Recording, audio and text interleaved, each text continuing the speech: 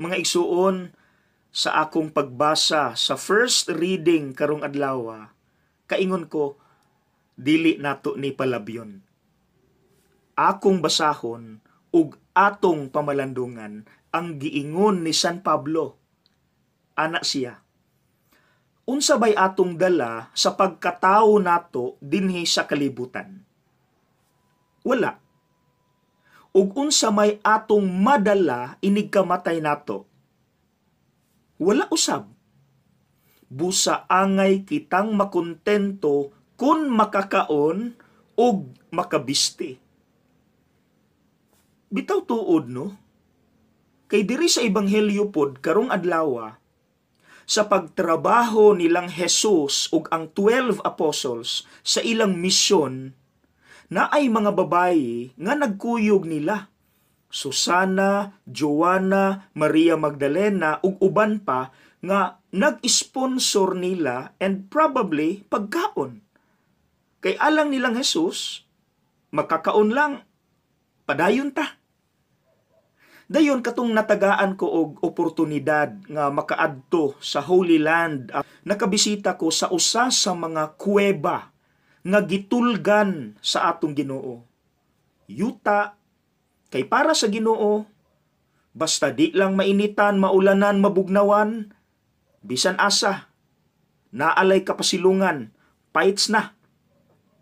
Ug sa dihang mibalik na ang Ginoo didto sa langit, ang mga apostoles sila nalay nabilin, gayon gikulata sila, gidaog-daog sila, unsa may ilang nakapasurvive. Ang ilang pagtuo sa Dios.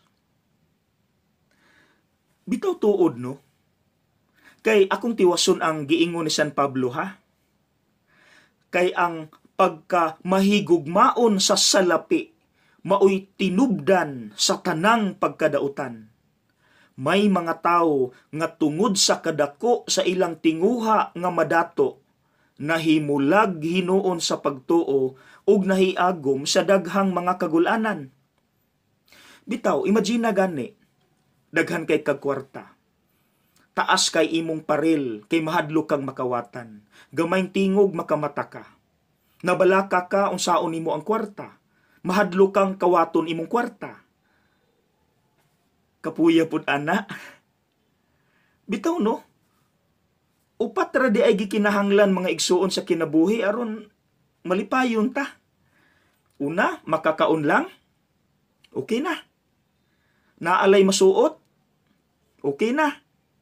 Naalay kapasilungan. Okay na. Ug naalay pagtuo sa Dios. Paits kayo. Sige gani. Kana lang upat no. Tanawa gani, di ba makaingon pug ka, bitaw tuod father no? Kana ra man day tuod. Okay na ang kinabuhi.